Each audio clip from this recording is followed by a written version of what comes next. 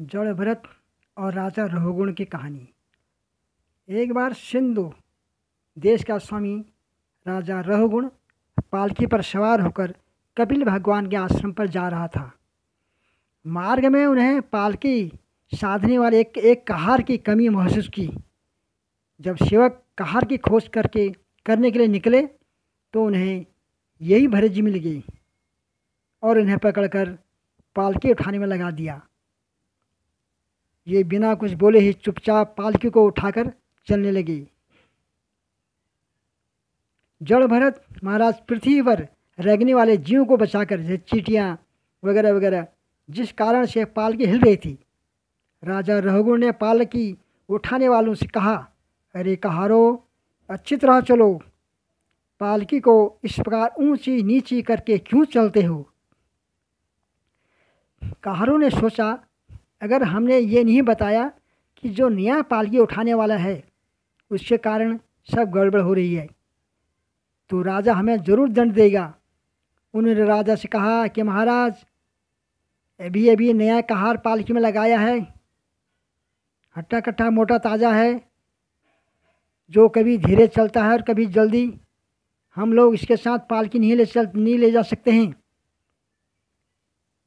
राजा रघुवर ने सोचा, संसर्ग से उत्पन्न होने वाला दोष एक व्यक्ति में होने पर उससे संबंध रखने वाले सभी पुरुष में आ सकता है, सब वैसे हो जाएंगे फिर। इसलिए यदि इसका प्रतिकार न किया जाए तो धीरे धीरे ये सभी कहार अपनी चाल बिगाड़ देंगे। ऐसा सोचकर राजा रहुगुण को कुछ क्रोध आया। राजा गुस्से में कहने लगा, बड़े दुख की बात है, अवश्य तुम बहुत थक गए हो। इतनी दूर से तुम अकेले ही बड़ी देर से पालकी ढोते चले आ रहे हो। तुम्हारा शरीर भी तो विशेष मोटा ताज़ा और हट्टा कट्टा नहीं है, और मित्र बुढ़ापे ने तुम्हें अलग दबा रखा है। ऐसा सुनकर भी भरत जी ने राजा का कुछ भी बुरा नहीं माना और चुपचाप पालकियों को लेकर चलते रही।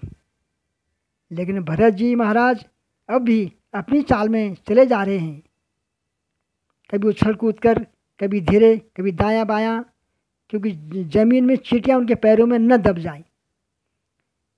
चलते चलते रास्ते में एक लंबी चींटियों की लाइन भरत जी को दिखाई दी।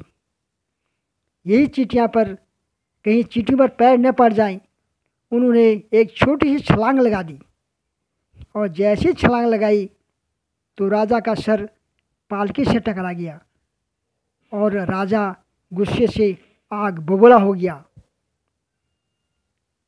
राजा कहता है, तू जीते जी मरे के समान है, तू सर्वथा प्रमादी है, तुझसे ये पालकी का भार नहीं उठा जा रहा है।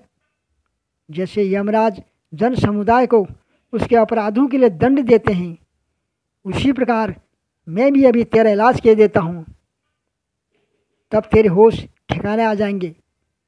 अपने अभिमान के कारण राजा अनाप शनाप बकने लगा।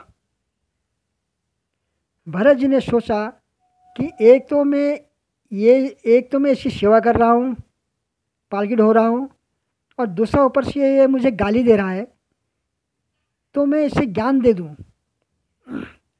जड़ भरत ने कहा, राजन, तुमने जो कुछ कहा वो एकदम सच है, लेकिन यदि भार नाम की कोई वस्तु है तो ढोने वाले के लिए है, यदि कोई मार्ग है तो वह चलने वाले की है, मोटापन भी उसी का है।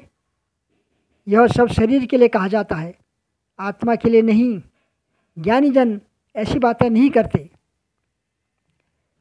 आधि व्याधि, भूख प्यास, भय, कलह, इच्छा, बुढ़ापा, निंद्रा, प्रेम, क्रोध, अभिमान और शोक, ये सब शरीर को लगते हैं, इसका आत्मा से कोई लेना देना नहीं है।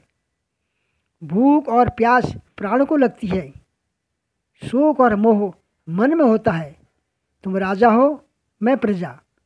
प्रजा का काम है वो राजा की आज्ञा का पालन करें, लेकिन तुम सदा के लिए राजा नहीं रहोगी और मैं सदा के लिए प्रजा नहीं रहूँगा। तुम कह रहे हो कि मैं पागल हूँ, और मेरा इलाज तुम कर दोगे। मुझे शिक्षा देने ऐसा होगा जैसे कोई किसी वस्तु को पीस दें और तुम आकर उसे दोबारा पीस दो। मैं तो पहले ही पिसा हुआ हूँ, तू मुझे क्या पीसेगा।